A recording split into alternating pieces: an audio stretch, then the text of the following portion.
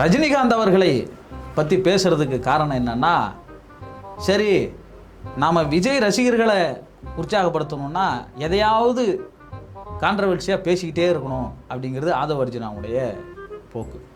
ஒரு பதிவை போடணும், உடனே பின்வாங்கணும், கலவரத்தை தூண்டணும். இப்போ இந்த கிட்னியை எடுக்கிறதுக்கு வாடா வாடான்னு கூப்பிட்டுக்கிட்டு இருப்பான்ல, அந்த மாதிரி ஆதவ அர்ஜுனா என்னன்னா, அந்த கட்சிகளுடைய கவனத்தை எல்லாம் நம்ம மேலே எப்படி திருப்புறது அப்படிங்கிறதுக்காக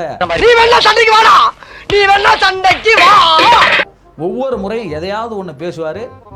அது விஜய் அவர்களுக்கு பாசிட்டிவாக போகும்னு நினைப்பாரு, நெகட்டிவாக போயிடும். சரி, நெகட்டிவாக போனால் என்ன செய்யணும், உடனே மன்னிப்பு கேட்டுருவார். மன்னிப்பு கேட்டதுக்கு என்னைக்குமே தயங்க மாட்டீங்க.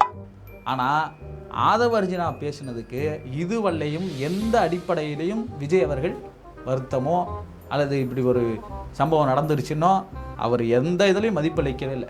அப்போ ரஜினி அவர்களை குறைத்து மதிப்பிடுவதற்கான நோக்கம்தான் இது. விஜயோட சோழியை முடிக்கணும், அதுதான் ஆதவ அர்ஜுனாவுக்கு இருக்கிற மிகப்பெரிய தேவையாக இருக்குன்னு நினைக்கிறேன். அண்ணே இவன் நமக்கு வேணாமனே, இவனுக்கு வேணாமனேன்னு டிவிகேவில் இருக்கிற தீவிரமான விசுவாசிகள் அவங்களுடைய மனநிலையெல்லாம் அதுவாக தான் இருக்கும். இன்னும் சொல்ல போனால் இப்போ வர விமர்சனங்கள்லாம் திமுக தான் ஆதவ அர்ஜுனாவை இயக்கியிருக்கு, உள்ளே அனுப்பியிருக்கு அப்படிங்கிற கதைகள்லாம் வர அளவுக்கு ஆதவ அர்ஜுனாவுடைய செயல்பாடுகள் இருக்குது.